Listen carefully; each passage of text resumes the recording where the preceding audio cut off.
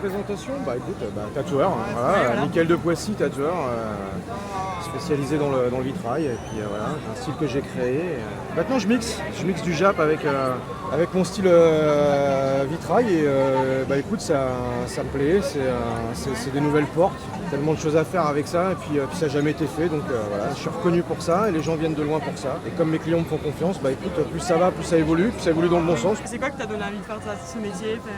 Ouais, tu sais, j'ai commencé, j'avais 18 ans, donc il n'y avait pas du tout le côté artistique, il y avait, juste je voulais être tatoueur parce que c'était un métier où t'étais un chien fou, quoi, tu vois, c'est ça qui était rigolo, quoi. Forcément, puis les jeunes, ils arrivent, ils poussent, et puis ils arrivent avec des nouvelles idées, des nouveaux styles, des nouveaux machins. Comme je me tiens informé, je me tiens à jour, et bah, ça m'interpelle, et puis je regarde un petit peu ce qui se passe. Donc je pense que dans 10 ans, je ferai peut-être encore du vitrail, peut-être pas avec du japonais, peut-être avec autre chose, ou je ferai peut-être que du japonais avec un autre truc, mais quoi qu'il arrive, je pense que ça restera culturel, c'est un truc quand même qui restera européen avant tout, c'est historique, ce que j'aime, le côté médiéval de mon travail, tu vois.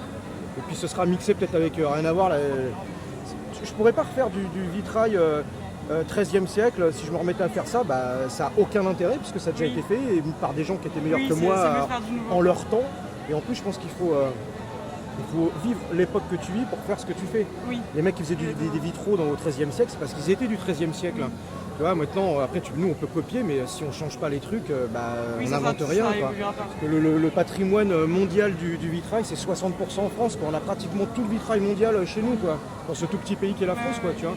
Et là, j'ai eu aujourd'hui 2 maîtres verriers qui sont venus me voir et qui m'ont proposé des collaborations, et même ça, c'est mortel. Les maîtres verriers, genre, hier, j'ai eu un mec qui travaille depuis 10 ans sur la cathédrale de Reims, c'est-à-dire qu'il est dessus. Ça fait 10 ans qu'il est là en train de tailler des pierres et de refaire des trucs et des machins. Donc on a parlé, on va faire une collaboration ensemble, peut-être, j'aimerais bien.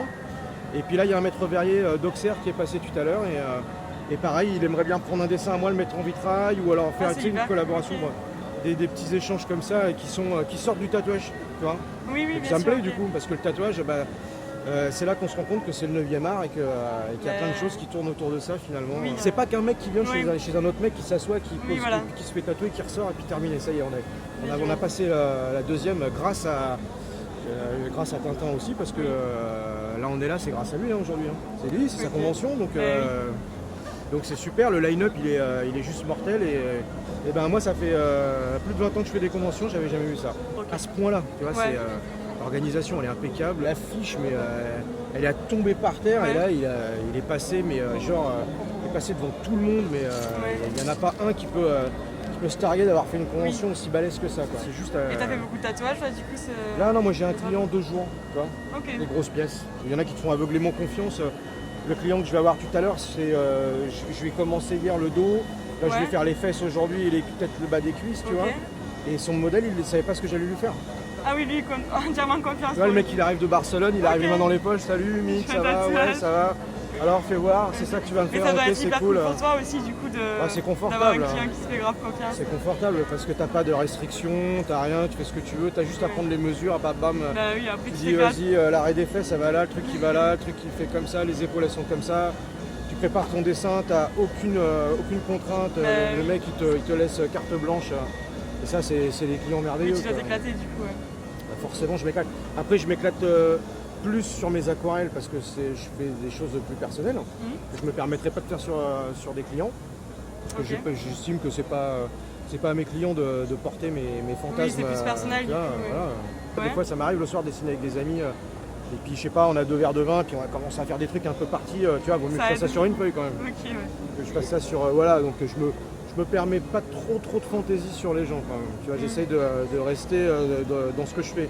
Les gens ils viennent pour mon truc, faut qu'ils repartent avec du De Poissy. S'ils repartent avec autre chose, Tu sais, avant, je faisais une bande noire tout le temps, je la fais moins, la Ouais. bande noire. Et j'ai pas mal de clients. En ce moment, vu que je la fais plus, la bande noire, Tu plus la trop, redemandes. qui me disent, mais Elle est passée où c'est où, ouais, tu l'as fait quand et tout. Je fais, bah, je la fais pas. Ah, mais je la veux, tu sais, maintenant, ils la veulent. Bah oui. Je dis, bon, bah, c'est bien, c'est une signature, tu vois. Merci beaucoup. Eh du bah coup. non, bah, y a pas de problème.